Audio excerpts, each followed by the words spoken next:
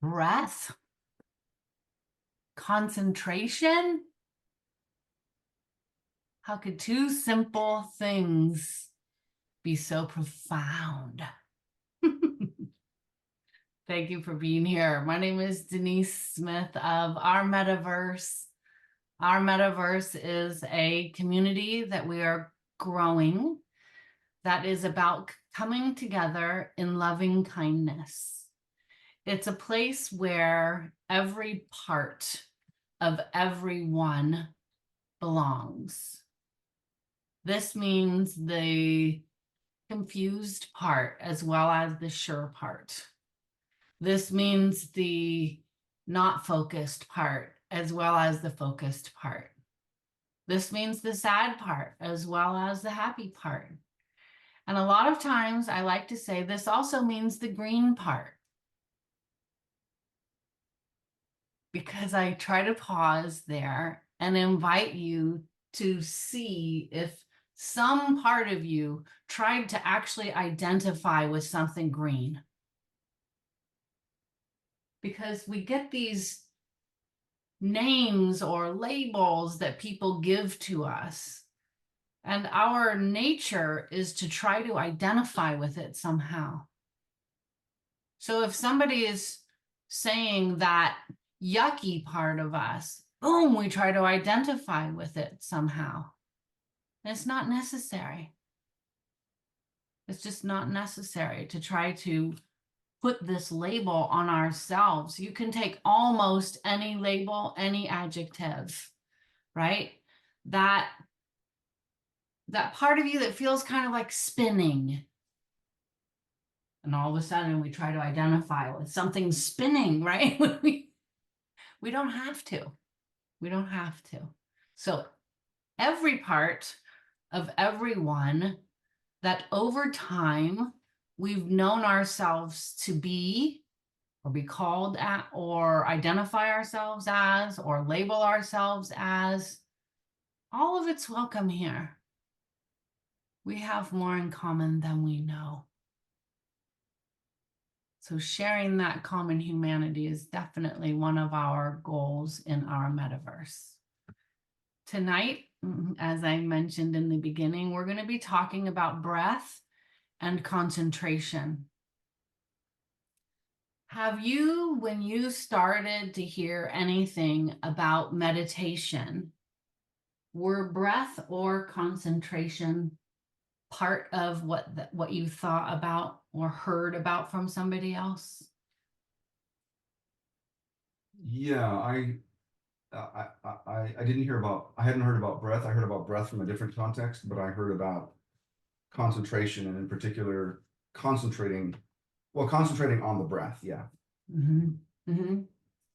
How about you? Yeah, I've heard about breath, and I think breath is actually the core of meditation. For some reason, I've always linked the breath part with meditation, because if you concentrate on breath, then I guess it's easier to get yourself in the mood of meditating. At least that's what I was trying to do on our last meeting. I was like, going back and forth, and just like my head was going out and coming back and going out and coming back. And the more I, concentrated on breath, the better I became, the better I was in staying in the, meditating vibe. So yeah, I think that's what Awesome. I think. Sandra? I think, I mean, breath very important, but when the only other time I've ever heard about meditation really was in school. All they did was tell us to like try to concentrate on one thing very specifically, whether it be breath or just basically try to get us to focus on something different for each person. It's just focus on something and try not to let your mind slip away. I don't really think they're teaching it that well, but they tried. But that's really the only other place that I've heard of it. or like really thought about it. That's awesome that they're at least they're planting the seed at school for you. That's nice. I'm going to pop right into our slideshow tonight. Breath and concentration. They are two very deep, profound practices. Practice meaning if we are guided to do what we can with the breath and the concentration over and over, just like actually Aga's an amazing piano player, but it took you a while to be familiar with the keys, right? And Yeah. then to become familiar with the note that each key represents, and then to become familiar that they can blend together and then make them into a beautiful sound with many of them blending together, right? Yeah. So imagine that's the type of practice that we need with regard to meditation in order to get these benefits that are potentially available to us. Does that make sense? Yeah. Okay. Yeah. So I'm using one article. It's right down here, the brain's default mode. I thought it was filled with really great information. This is a link to it, and I can send it to you if you're interested. And I thought it was really cool that they said life happens when you are not on autopilot.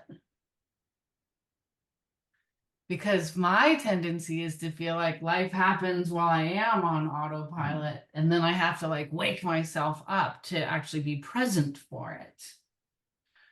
And so they're saying real life is here when we are awake. It's not when we're on autopilot. Like we're not experiencing life when we're not aware. That makes sense. So they talk about the default mode network in our brain. So brain and mind are not the same thing. Brain is a physical, something you can touch, something when you have surgery, you can do something, a muscle inside of our head. Mind has a lot of different definitions, and not one is a simple definition. However, teacher, author, scientist, meditator Dan Siegel has a really great definition of mind, which talks about it being something that is always moving, always trying to organize itself, that it is something that happens within us and between us. He uses a word called MWE, MWE, to try to create some type of visual or some type of entity of where mind is. It is in us and between us, and that we help create this awareness, and that there is a brain mind, a heart mind, and a gut mind. So the Dalai Lama talks about that it's not a mind, that it is minds, which are different moments of consciousness that tie from one to the next, and that we take what we experienced from one into the next one, and that one becomes the cause for the next one, and that one becomes the cause for the next one. So that if we have awareness in each one of those moments of consciousness, we can create the trajectory of our own life, but it can't be done without awareness. So it's not an easy, oh, your mind is your brain. So we're going to go over some ideas tonight that are one part of this. Okay. And as always, I want us to, actually, I'm going to pause this. I'm going to stop sharing. As always, I want us to know that if there is anything that I say, I'm going to put this in full Watkins language here tonight. If there's anything that I say that does not resonate with you, I want you to put the BS stamp on it. You know what that stands for. I want you to go, nope, doesn't work with me, and reject it for now. If you feel like coming back to something later because you want to think about it more, do. The one thing I love about all these classes and lessons is they work as they work for us. They are not something that is, this is the way it is, and you're wrong if you don't think so. It does not, that like is counter to the whole purpose of it. They work if they work for us. They work in the way we can understand it and make sense of it. So if there's anything that I say that you feel like, nope, not that one, please get out your BS stamp and just push it aside, okay? I'm taking us back because we didn't do check-ins yet, and I really want to do the check-ins. So check-ins are where we share what's going on in our mind, what thoughts are here that are just like ruminating or repeating, or what's the feeling that's going on or emotion that we're carrying with us right now. We take about 1 minute. If you need to, let us know. We'll give you a 2 for tonight because we have a small group. And we just say, here's what I've been thinking about. Here's what's been going on. Here's what I'm bringing here right now. And sometimes I ask that we bring up what we can't let go of in this moment to allow us to have 100% presence with each other. Like we're here, we're looking at each other, but this thing is going on that's just got my attention. So you're welcome to bring up something like that too. So let's do check-ins real quickly. Would anybody like to start? Sandro, you're highlighted. Sure. I mean, I'm doing all right now, and not any major issues. I feel like this time is usually for issues. I guess it could also be for good things. So yeah, I'm feeling pretty good and trying to be comfortable with that. I have a plan right now that seems to be going fine, and that's about it. Thank you. Yeah. Would anybody else like to share? So for the past, I guess, few days or even weeks, I've been staying pretty busy with all the work. But also I work out, so that takes, my mind to a better place. And also I'm trying to run my Instagram a little bit more actively right now. So I'm doing some reels, and that also helped me to kind of, get busy doing something.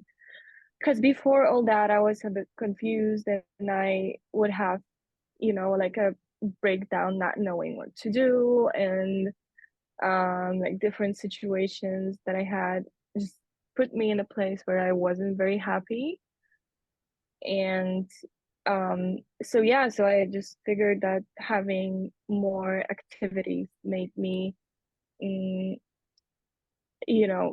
a little bit more optimistic, I would say. And also what I found out about, especially like from these meetings, also I have a therapy going on. I started it like half a year ago. And like talking to Nathan or you, Sandro, also made me realize that the more I talk about, what I feel, the better. Like I feel relieved by saying what I think. And I used to say nothing. I would be like, you know, I have to keep all my thoughts to myself. I can't show that I'm soft or, you know, I have any issues. I wouldn't show it to anyone, basically, especially not my family or, you know, close people. So that has changed recently, and I feel better about it right now. Yeah. Thank you. Thank you for sharing, Naga. Would you like to check in? Yeah, so it's been a couple months since I've been able to be here. I've had a conflict on Monday nights. That conflict is over, so I can start attending regularly. Um, I've been learning a lot about the last couple of weeks about working with unpleasant emotions. And my normal MO with negative emotions is what I learned growing up and as an adult is the only emotion that a man is allowed to show and express is anger. Every other emotion has to be suppressed. And that's just not a very healthy way to live. On the recommendation of somebody else, I started reading a book by Tara Brach called Radical Acceptance. And she has a lot of stuff on there on dealing with unpleasant emotions. And she also has some YouTube videos on it. And she just has a particularly, what to me was fairly unique and novel way of processing negative emotions. And so, and even though anxiety is not really something I've typically struggled with, the last couple of weeks I've had some anxiety about some things going on in my life. And it's really helped to really kind of think about things in the way that she presents them. So I'm kind of excited about it because a lot of negative emotions for somebody who's not used to processing them like me can be kind of debilitating. It can really kind of set you back and make you not non-functional, but definitely lower your ability to function well. So that's pretty cool. Awesome. Thank you. Thank you for sharing that. In being the facilitator for these meetings, it's kind of my intention to not act or be or think or anything as something different or higher than anybody here.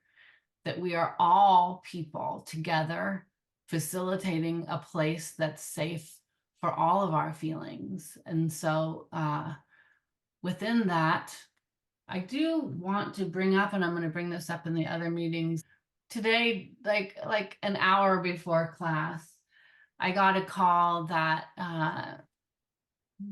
a person who is my friend, who has also been in our classes, won't be joining us anymore. And it was a really sad thing for me.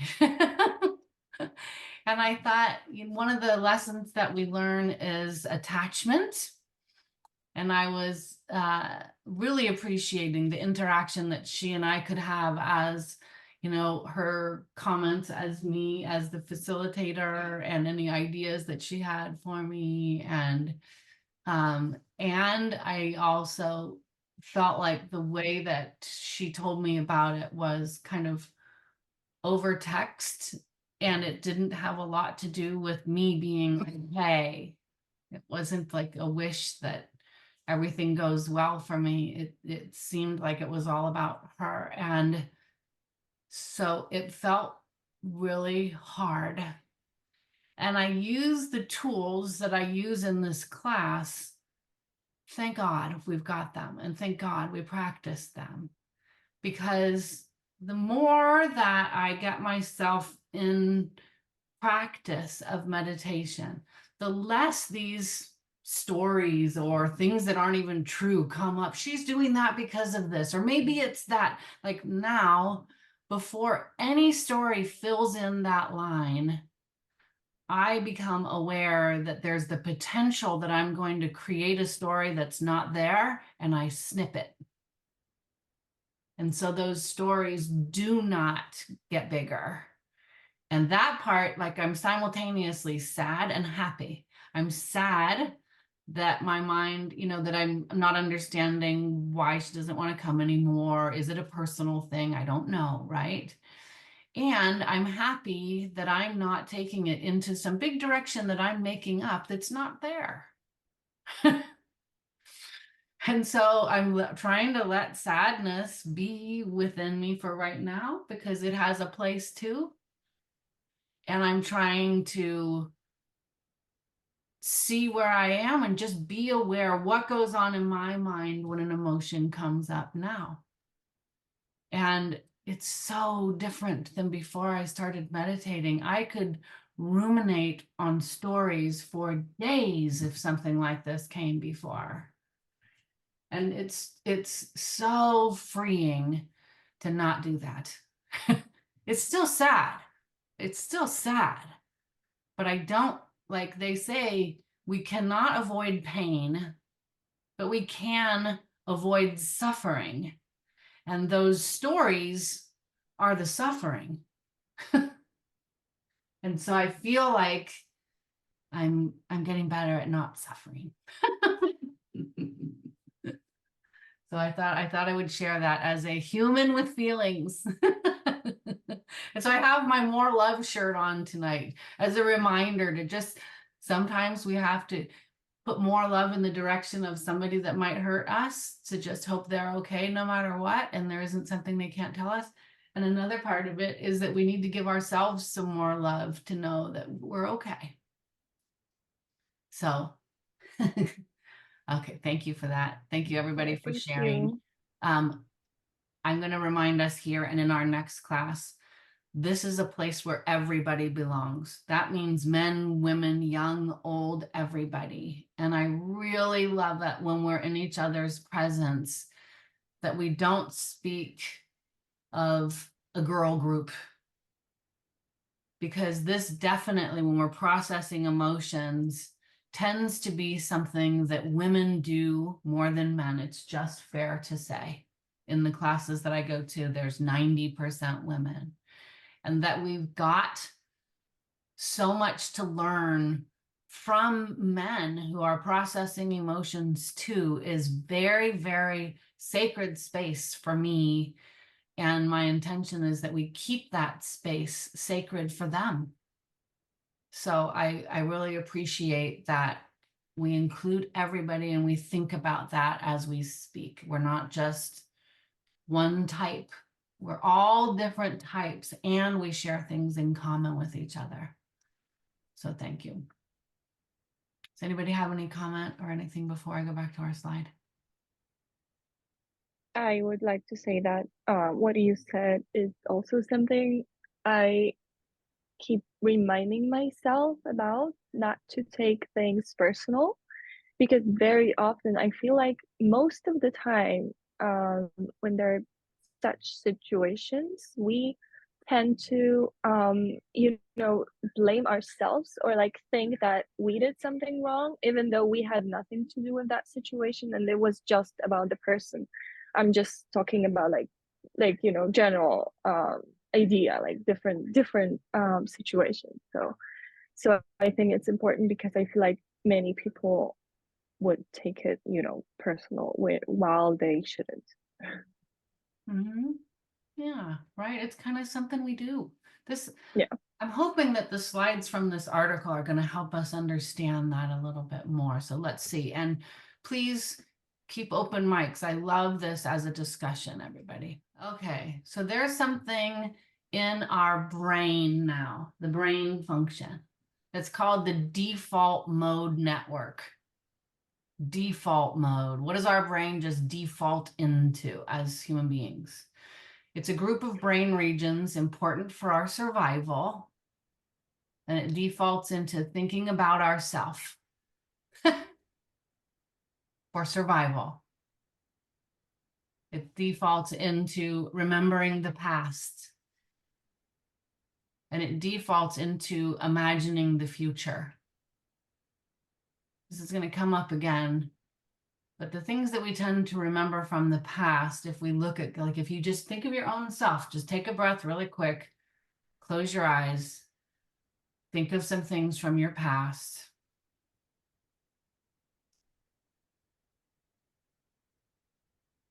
And then maybe you can tell me percentage wise, how much do you think defaults to, you can come back when you're ready, defaults to something negative versus something positive? Mostly negative. What? Mostly negative. Mostly negative for me before practicing for sure. How about you, Kev? Mostly positive. Mostly positive. Great. How about you, Aga? I feel like I would say mostly positive. I don't know. I kind of feel like I keep forgetting the negatives. I don't know. It's maybe equal. I don't know, 50-50. That's good.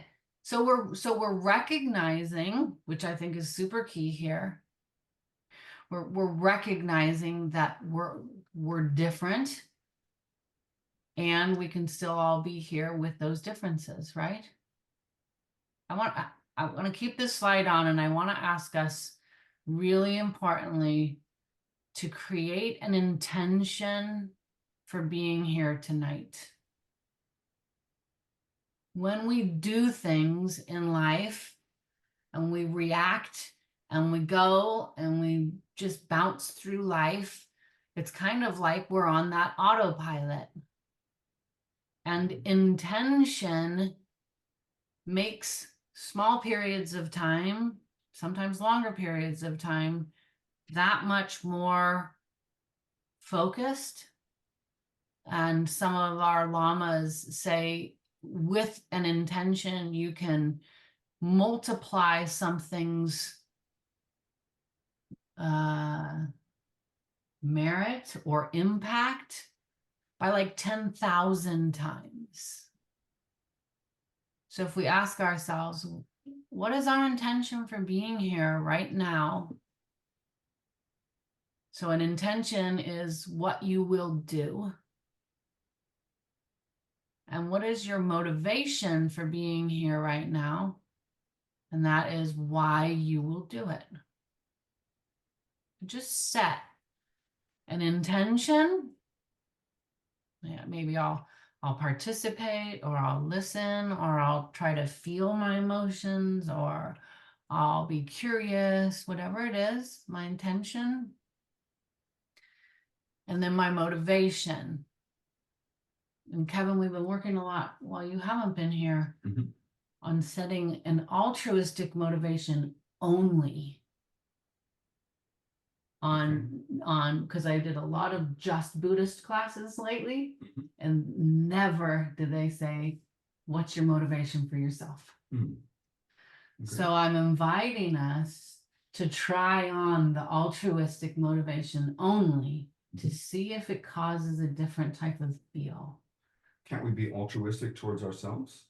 No, you can be self-serving, or you can be other-serving.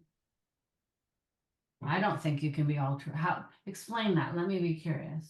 Well, I think of altruism as, simple definition would be doing good for somebody. Well, I'm a somebody. I could do something good for me. I could drink a nice cup of tea, or I could do something bad for myself. I could go out and lay down in the middle of a busy street. The last example is not altruism. The first one is altruism.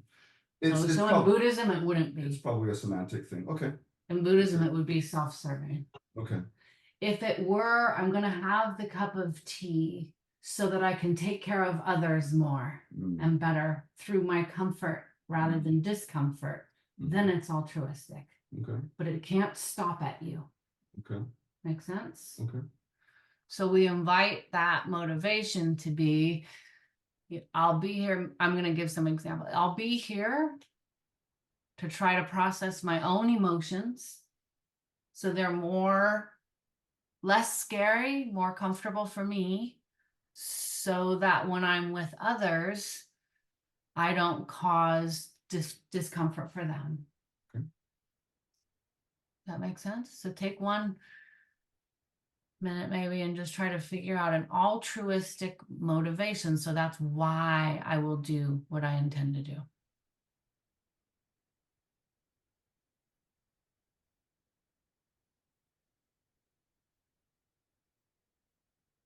There's a ton of cherishing others in that.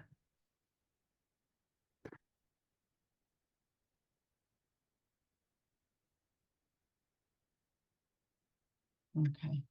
Are you ready? Okay. So you don't have to share those. Those are for yourself. And then you're checking yourself. And then you're going, that worked or that didn't work, or BS, or however you want, or yay, I love it. Okay. So the default mode network is autopilot. That's what our mind just tends to go to no matter what. This comes up and our mind goes there. This comes up and our mind goes there. Okay. And it itself is a state of distraction and reaction. That's what human default network does. Distraction, reaction. Oh no, what about that? Oh, wait, oh, here, wait, oh, squirrel, right? And we have our eyes, our ears, our nose, our mouth, our skin that are all experiencing input simultaneously with potential to distract us or to cause us to react to something. You know, as we talk to each other, we're like, yeah, this is happening. They're like, whoa, I totally smell curry. You know, like what, like there's these, there are these things that come up from the input that we have that cause us to be distracted or to cause us to react.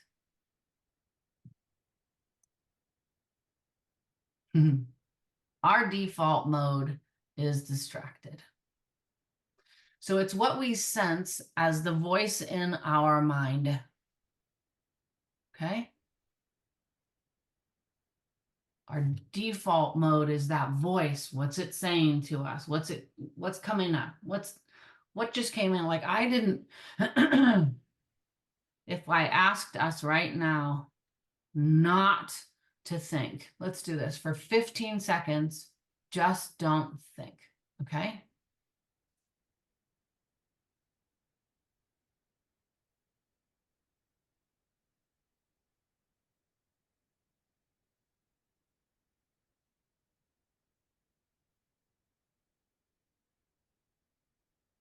All right. Raise your hand if you did not think at all. Okay. Now, try to bring awareness to what did you think about? What did I think about?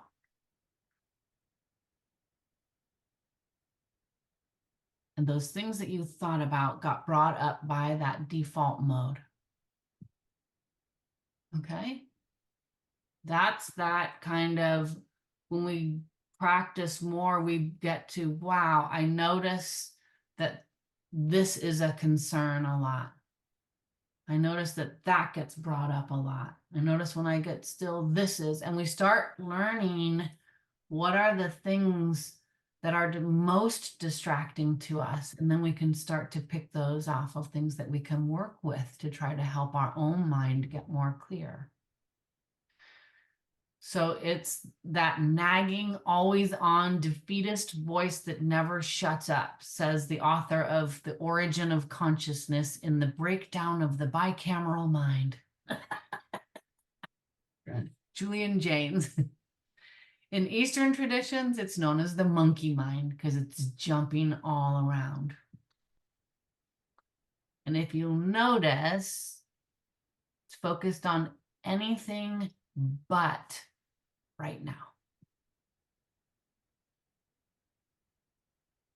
The feeling is like when we later say, oh, sorry, I was lost in thought, right? Sometimes people can give us several sentences and our mind was completely someplace else. And then we go, hang on. And that was before phones and texts and everybody could reach us from 15 different directions.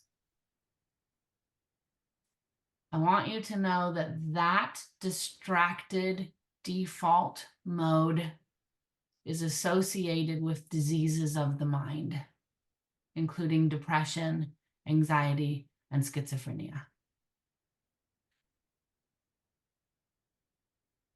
Good news.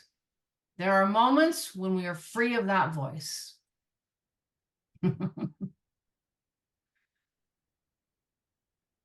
Now look at the difference between this picture and that one. That one's a little bit flowy. Okay. Now a little bit more, or I want you to see this first sentence, disintegrated state. And we're going to compare that to a more integrated state, where these things can be going on in our mind, but they're not separate of each other. Like for me, sometimes I would describe it as, you know, those little lottery ping pong balls that jump up in the air and then sooner or later they end up falling down into their little place. That's what I would relate it to. So flow is what we call it when that becomes more integrated, but it's also an optimal state of mind we call flow or concentration, where mind states are integrated. In flow, parts of the brain don't become hyperactive, they actually deactivate.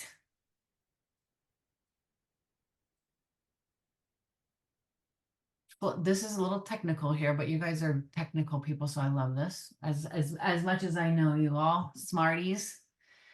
Flow is also called transient hypofrontality, which talks about the temporary shutdown of the prefrontal cortex. Okay, the prefrontal cortex is the conductor in our music.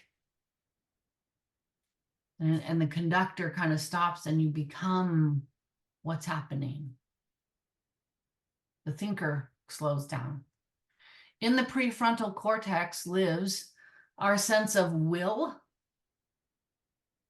morality, our sense of self, sorry about that, complex decision making, lots of different, very intelligent brain thought things are in that prefrontal cortex. It's the area that makes us human. The neuroscientific benefits of flow. In flow, that humanness turns off. And we become like a super focused particle exactly where it belongs, moving with everything.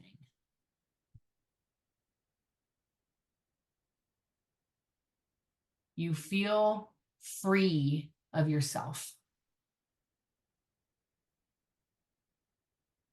Creative ability and risk-taking grow extensively.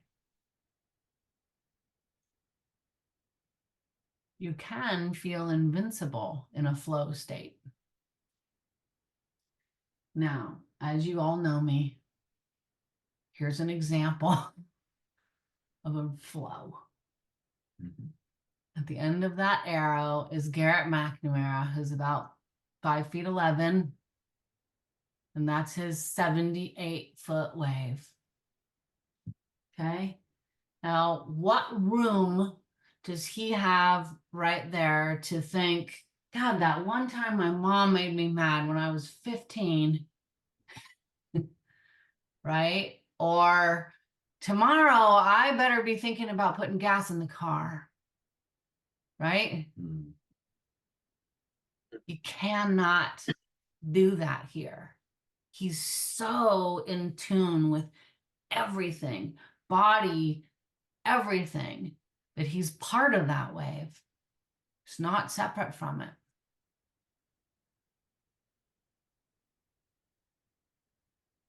So I think you guys can hear that distraction is opposite of concentration, and that monkey mind is opposite of flow. Do you have any questions about that?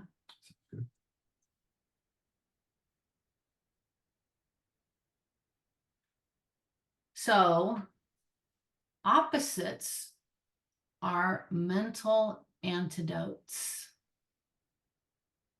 When we feel monkey mind, we can practice concentration.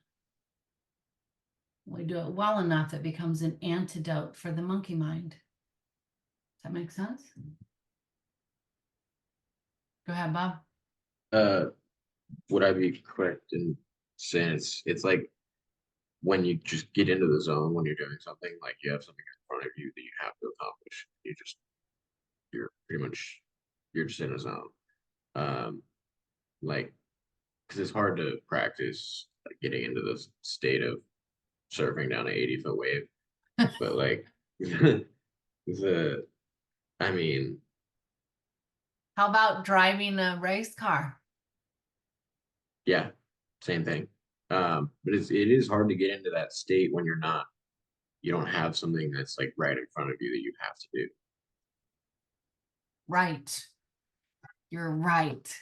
If Yeah. you're not on the wave, how do you get there? Exactly.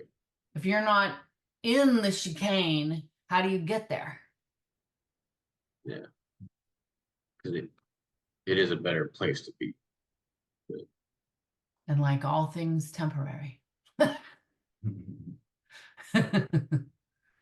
So I wanted to bring up this slide's going to be a little bit small for you, but I want to bring up things that are not always one way or another. I brought this up when looking for antidotes, and this is from Western therapy diagram. And they call it the 4 horsemen and their antidotes. So the 4 horsemen are behaviors that escalate conflict and damage a relationship. Over time, these harmful behaviors may become a normal part of communication between partners. Okay. And then the antidotes are skills that replace each of those 4 horsemen. And these skills help resolve conflict and encourage positive feelings between partners. So with criticism, we'll do dealing with problems through harsh blaming or hurtful expressions of judgment or disapproval. The focus is on perceived personal flaws rather than changeable behaviors. It's often met with defensiveness. You're such a slob. The kitchen's a mess. Sounds pretty personal. You're such a slob. So instead, we try a gentle startup, dealing with problems in a calm and gentle way. The focus is on the problem, not the person. I've heard that the focus is on the action, not on the person. First of all, you save the discussion for an appropriate time.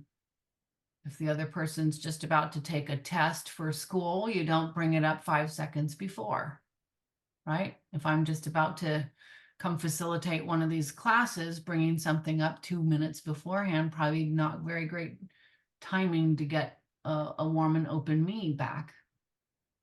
Use warm body language and tone of voice. And then use I statements. I feel frustrated when dirty dishes are left in the sink. Could you please do the dishes tonight?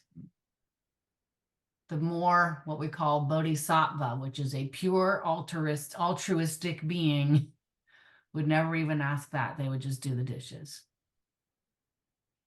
There's different levels where now we can go, BS, that's not me. I still want somebody else to do the dishes when they're supposed to do the dishes, right? So what I want you to see in this is that the antidote to something is its opposite. I learned that from Dalai Lama. Like when you're just freaking out on something about money, focus on generosity. And it'll calm down that. So defensiveness is deflecting responsibility for your own mistakes, and taking responsibility is its antidote. Own up for your behavior without blaming others. Contempt is anger, disgust, hostility towards your partner. And the antidote to that is sharing fondness and admiration. I got to tell you, yesterday, thanks to Alessandro being my example, I power washed our whole driveway. It took me 4.5 hours. I thought it was going to be a quick little power wash. And my dear husband kept telling me how to do everything. And I said, just every once in a while, tell me what's already good. And he finally got to section and finally he was like, oh, it looks really nice. It was huge. Like, come on, say some of the good stuff too, please. In all fairness to me, so I tried to distract you from that yesterday. Oh, yeah. I invited her and Carrie and Reefy to come watch kites flying at Shoreline. They decided to continue. I was on a mission. Sandra wore these earbuds when he did my mom's house. And he just was grooving, and I was like, I'm gonna clean this whole driveway. Got it done. It looks really pretty. Reef even said, the driveway looks like it did when I was little, Mom. So sharing fondness and admiration was very welcomed at that time. You also practice getting into the zone. And I rocked. That's right. That's right. And it wasn't full on. You were a driveway bodhisattva.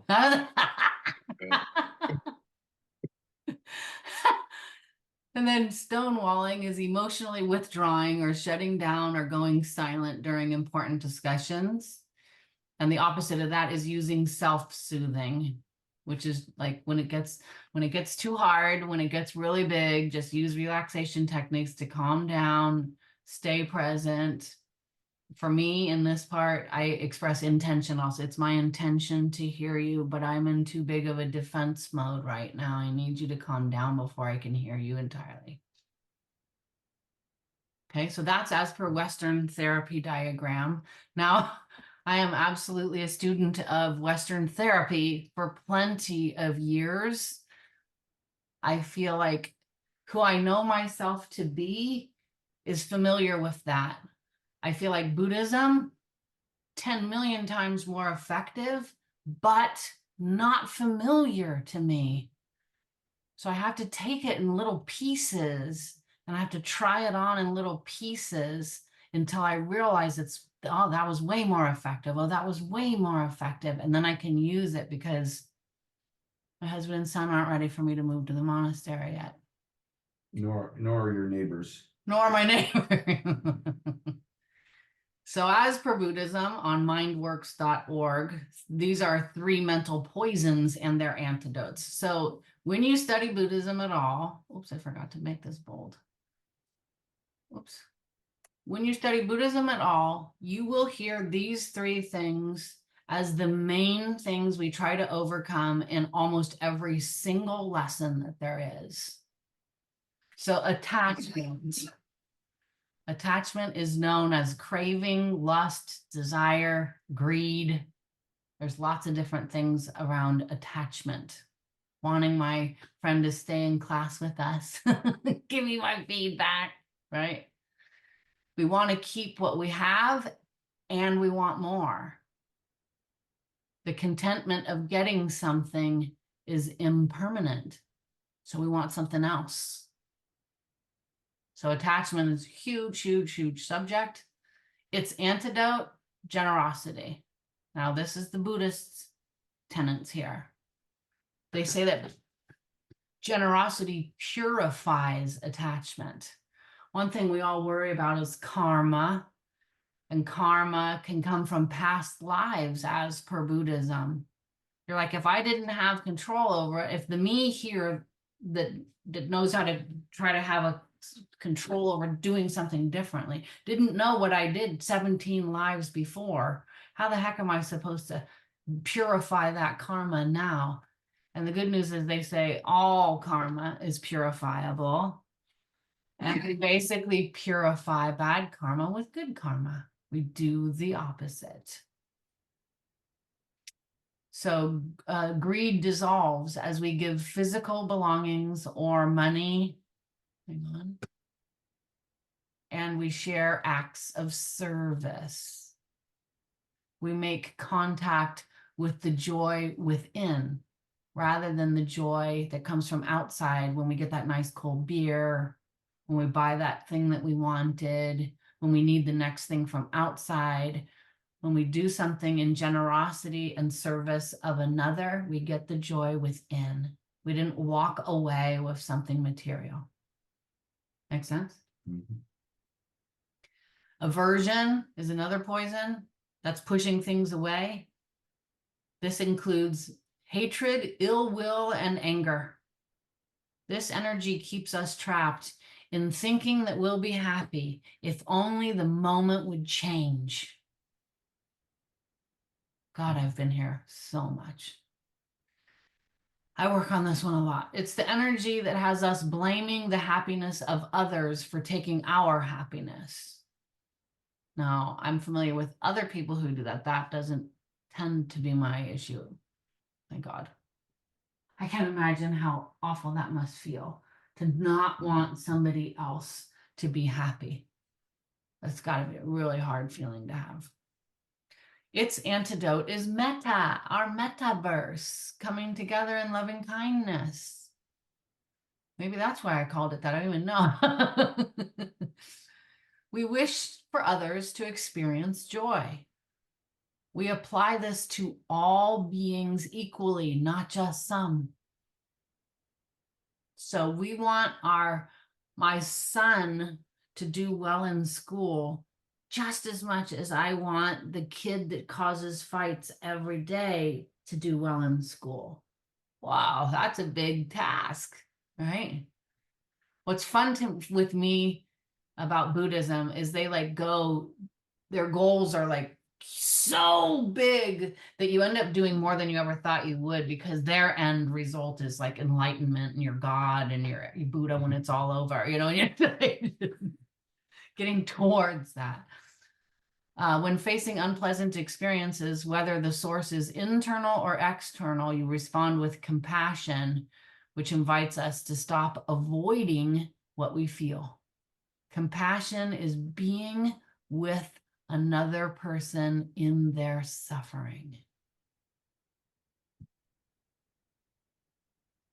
So hard. You be there with them. You leave you behind. And you try to be 100% present for what they're experiencing. God, is it hard. Hatred and anger dissolve when we recognize our common humanity. Just like them, if I were in their shoes, wow. And then ignorance is the third poison. Now, this one gets super tricky, so I put a little asterisk, double asterisk in this. As per Buddhism, ignorance is the inability to see things as they really are. So I have asked a teacher that gave me this seed of knowledge 5 or 6 years ago now. Karuna, you've heard me mention him several times. Mhm. And we're working on putting a class together on seeing things the way they exist. And to just tease that out a little bit, Buddhists believe that, I believe it's all phenomena, is not inherently existent. It does not exist from its own side that way, non-changingly. If I say, with my little hand weight, right? Here's my little hand weight. To me, this is a hand weight. To you guys, it might be a hand weight. To me, it's like a pink hand weight. To somebody who's colorblind, it is not a pink hand weight. To somebody who's had this thrown at them in a domestic violence situation, this is way more than a hand weight. Is it changing? It seems not. But if I put this outside for 10 years, it would change. So it actually is a changing object. That one I'm just going to tease out there. I am not the person to go deeply into how things really exist, but Karuna can bring this in with us and teach us a little bit more about that so that we can consider our point of view and our perspective and go, wow, what if things exist differently than I realized? Would my stories that are my default mode network change? And the antidote to that is wisdom. Everything is dependent upon something else, like our mind. It exists that way to our mind. It does not exist that way It's not even possible to exist the same way to two different minds. Now tell me how often we haven't said, I don't know why everybody doesn't just blank. Come on. It's not possible that our experience is exactly the same. In a state of wisdom, all unwholesome states of mind are dissolved, just like a single light can illuminate a dark room. See how it's a little bit more extreme than the Western therapy mind? Mm. Darn, Kev. Okay. Yeah. That's okay. I think it was- Yeah, it wasn't supposed to. Oh, okay. Yeah. Because I have another. Yeah. Okay. No, thank you. Thanks, Kev. I could send you the recording after. Okay, yeah, thank you. Thank you. Oops. Okay. So distractions opposite is concentration. Make sense? How about the opposite of breath or no breath? Right? This is keep it simple. Yeah.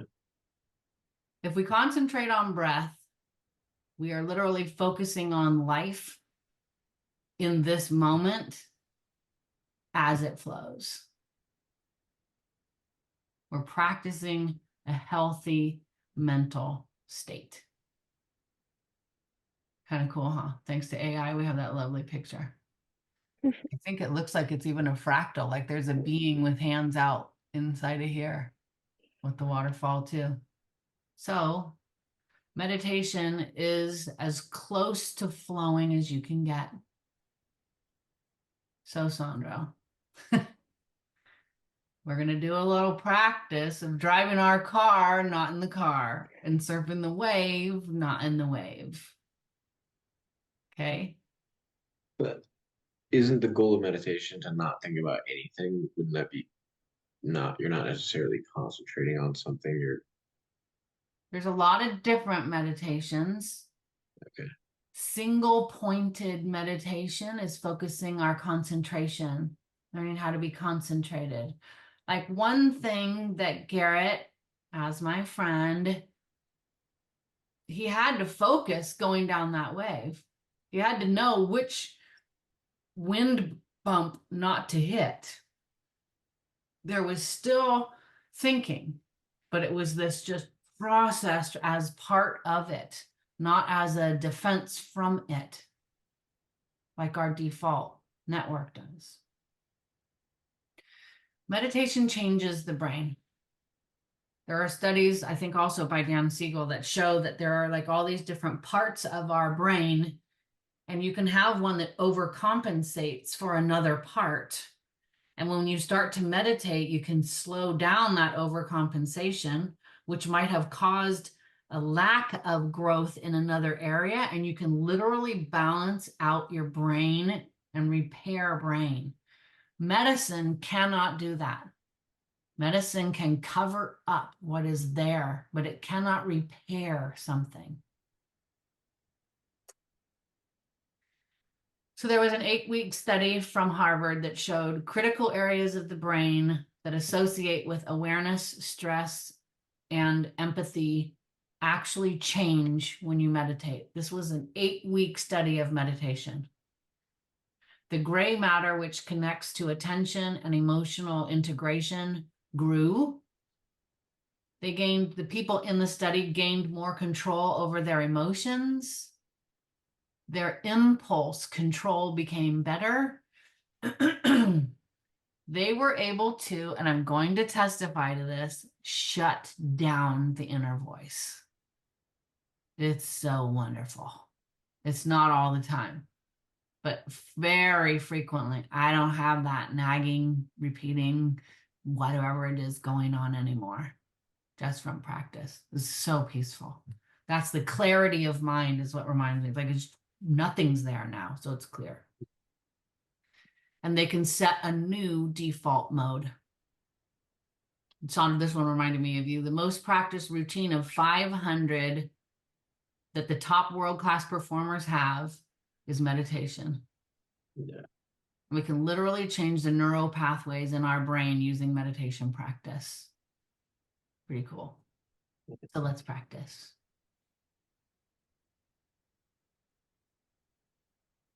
All right. That was a good one. I'm I glad. like it. Well, are you ready to do a practice? You want to stand up and stretch for a little bit, and then we're going to do a practice. Okay. This is the hard part. Okay. I read all the books and listen to all the talks, and then it's like, wait a minute, now I have to actually do it. Yeah. Let me press pause for 1 sec. Okay, so we'll find ourselves a comfortable position.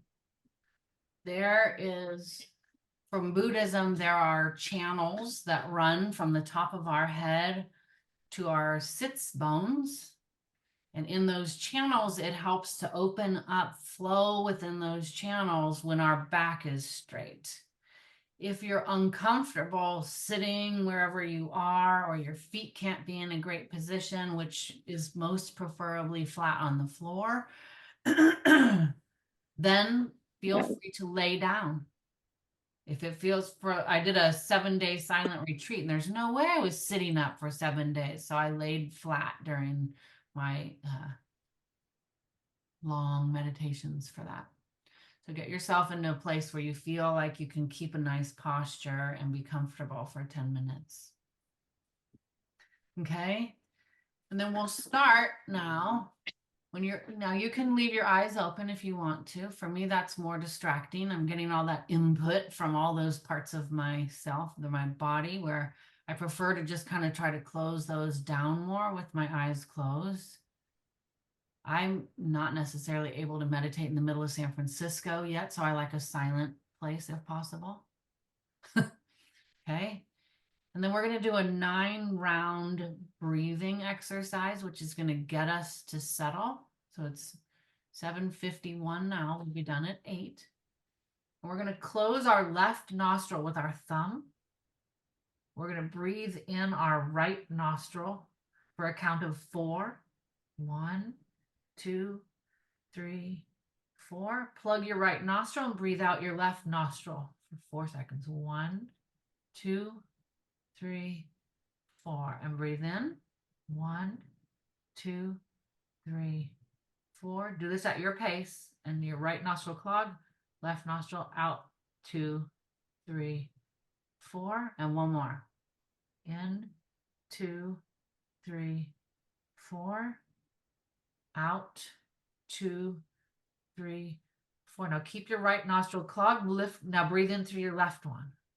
1, 2, 3, 4. Clog your left one. Breathe out your right. 2, 3, 4. 1, 2, 3, 4. Out. 2, 3, 4. In. 2, 3, 4. Out. 2, 3, 4. And then breathe through both for count of 4. In. 2, 3, 4. Out. 2, 3, 4. In. 2, 3, 4. Out. 2, 3, 4. In. 2, 3, 4. Out. 2, 3, 4. Now keeping your eyes closed, just feeling how your body feels after doing 9 long breaths. Just breathing at your own pace. And just trying to stay here within this moment.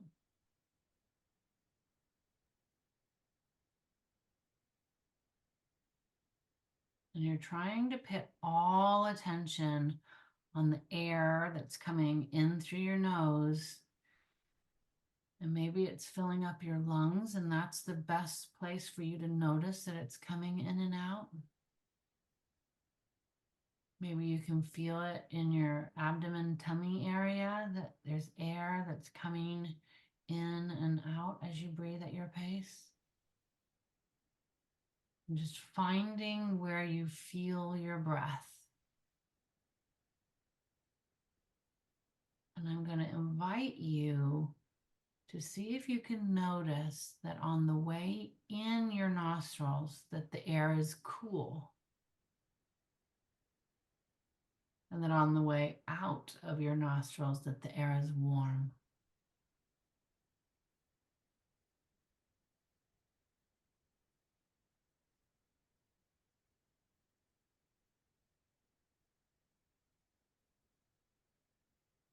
So you're trying to notice where do you feel it the most? Could be just in your nostrils that you feel it, and you want to just focus right at your nostrils.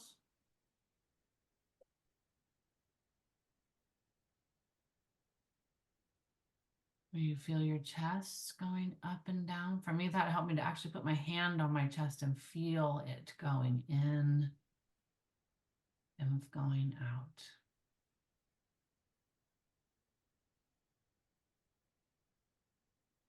Try to see if you can be super curious about your breath. What is it doing that you might not have noticed?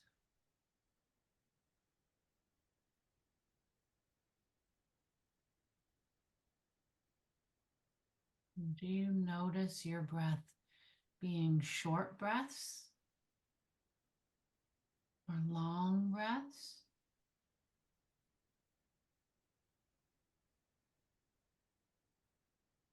Maybe they're deep breaths or little breaths.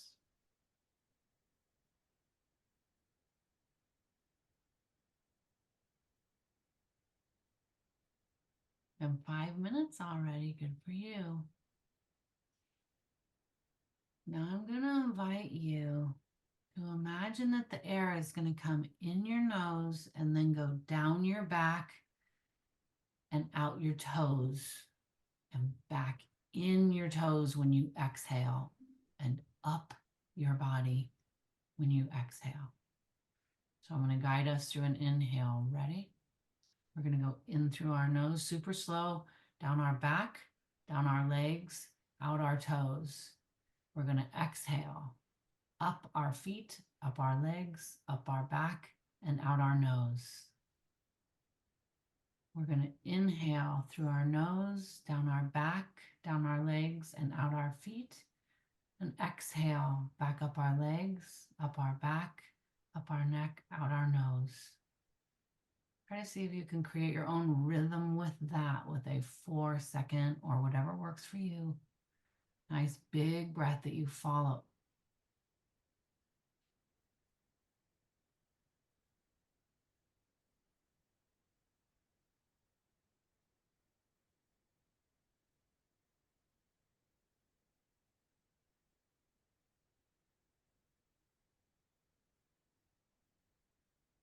And we're going in our nose, down our neck, down our back, down our legs, out our feet. When we exhale, it goes up our legs, up our back, up our neck, out our nose.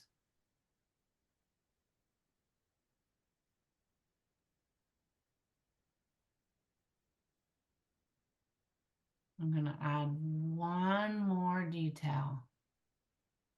And that is to imagine that a line as thin as a spider web is now carrying your breath into each nostril with such detail that that spider web goes down each side of your spine, down your legs, out your toes, back up your toes, back up your legs, up your back, and back out your nose.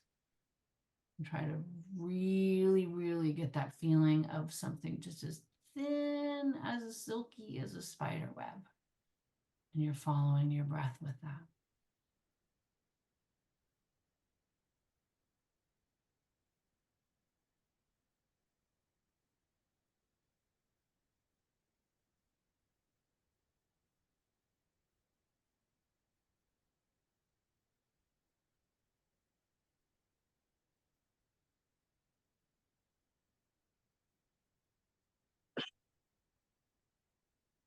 In your nose, down your back, down your legs, out your toes.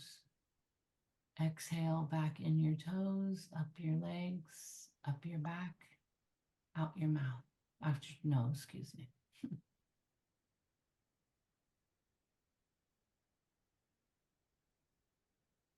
Keep following those lines. Maybe there's like a drop of water that you're following down those lines.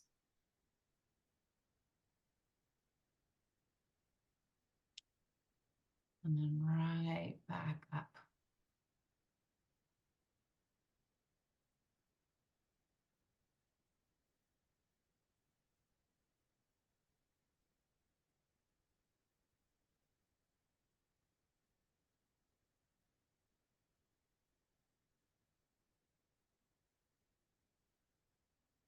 When you come off of the subject, just notice it very gently. Bring yourself right back. Let's start over.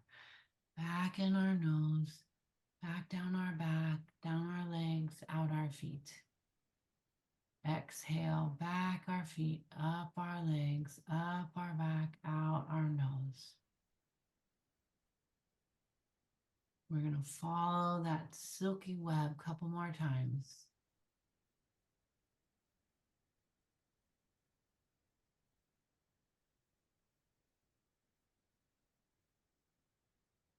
And you might just, before we call it a night and finish up our meditation, just try to bring some awareness now to your body. Relax your focus on that breath. Relax the spider web feel. Just feel your whole body. Maybe even let your shoulders relax just a little bit more than they already are. And then put both hands onto your heart.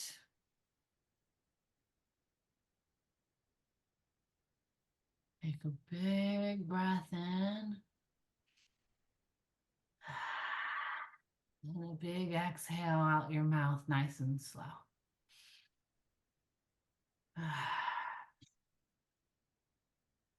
And when you're ready, you can open your eyes.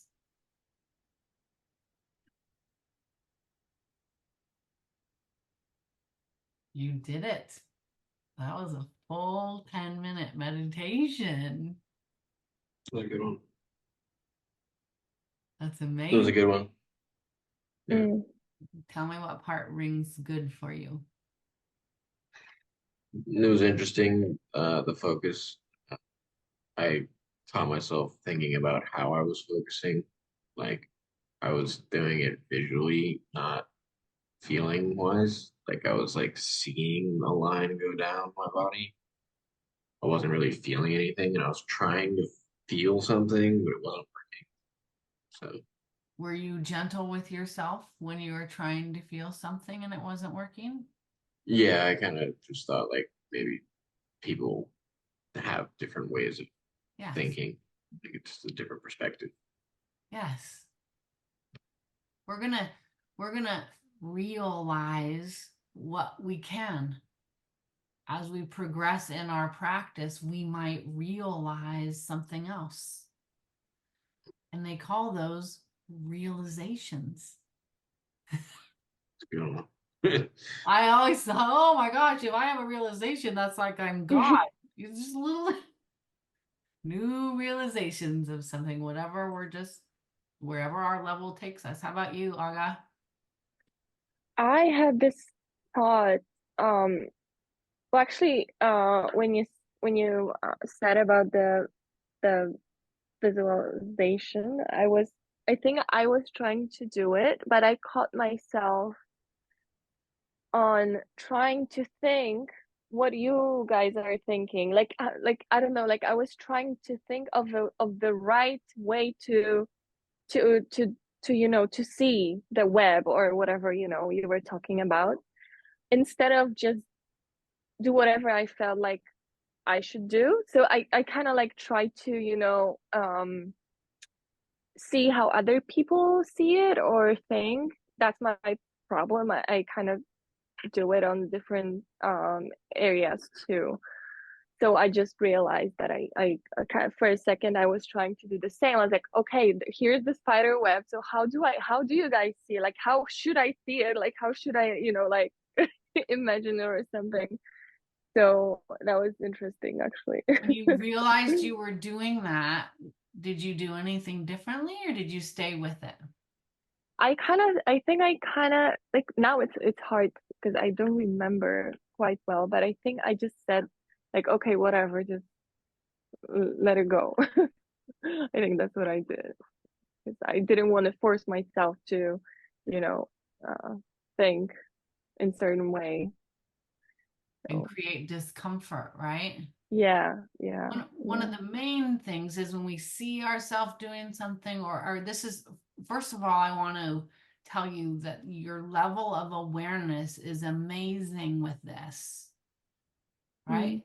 Both of you are going, I realized that I was thinking this Mm-hmm. and I was feeling that, and then my mind was, I was trying to that's awareness itself Mm-hmm. right there.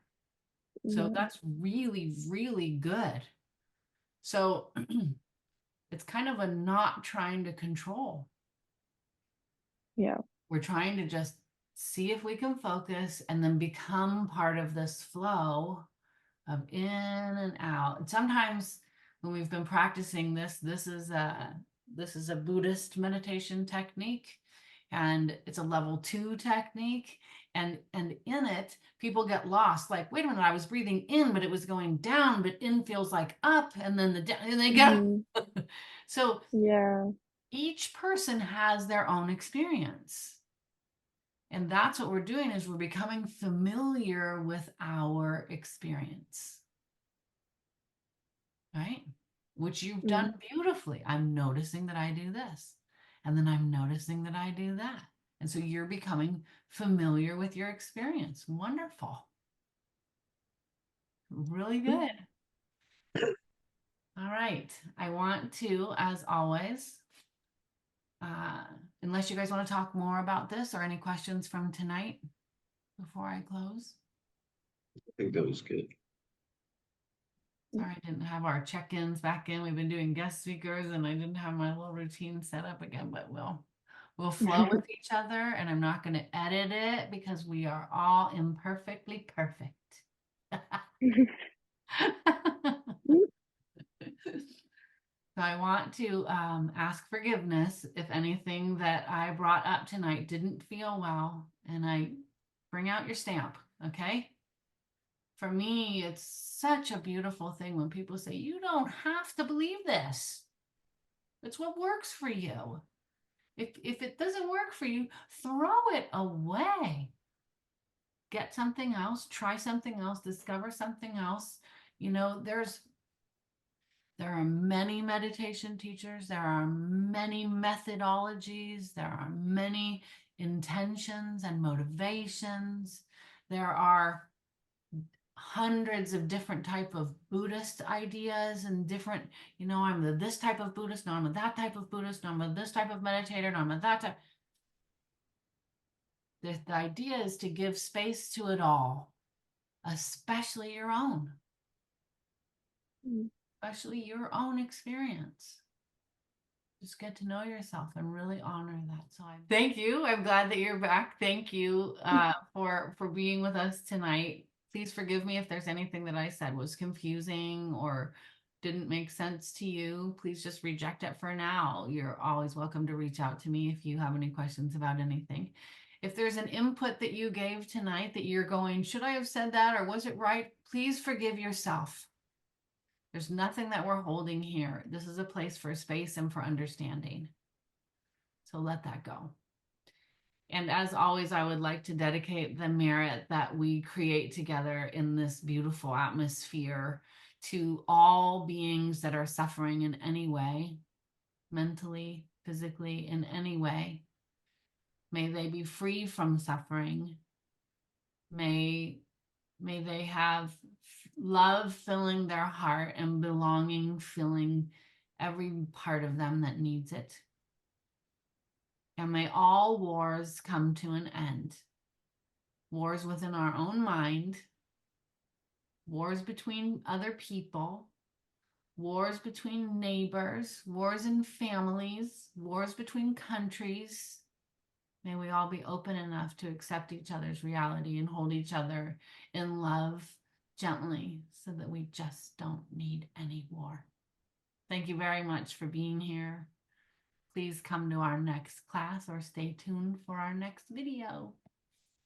Have a great Thank evening. Thank you. you. Yeah. Thank you.